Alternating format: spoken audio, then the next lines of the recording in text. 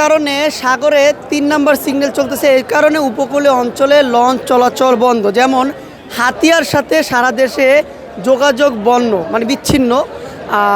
আর উপকূলীয় অঞ্চলে ভোলা চরফেশনেও লঞ্চ চলাচল বন্ধ এবং ইলিশা থেকে মধু চৌধুরী ঘাট লঞ্চ চলাচল বন্ধ। আর আজকে ঢাকা থেকে ভোলা যে সকল লঞ্চগুলো যাবে, নাম্বার 1 হচ্ছে ওখানে অথৈ 1 যেটা ঢাকা থেকে ঘোষেরহাট যাবে। তারপর হচ্ছে আপনার এমবি ভোলা যেটা ঢাকা থেকে ভোলা সদর যাবে।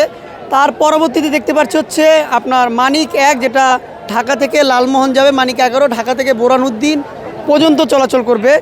আসা যাওয়া 5 যেটা হচ্ছে আপনার চরমন্তাজ পর্যন্ত যাবে ঢাকা থেকে, ঢাকা সদরঘাট থেকে। এমডি ধুলিয়া 1 যেটা ঢাকা নুরাইনপুর কালাইয়া যাবে।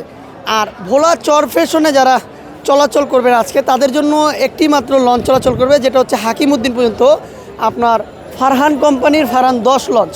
আমি ফারহান 10টা একটু দেখাই। ফারহান 10 লঞ্চ যেটা হচ্ছে আজকে রাত 8টা বাজে ঢাকা থেকে হাকিমউদ্দিনের উদ্দেশ্যে ছেড়ে যাবে পন্টুন নাম্বার 13। তো যারা উপকূল অঞ্চলে ভোলা চরফেশনে যাবেন তারা এই লঞ্চটি বেছে নিতে পারেন, ফারহান 10। ভালো থাকুন। আসসালাম।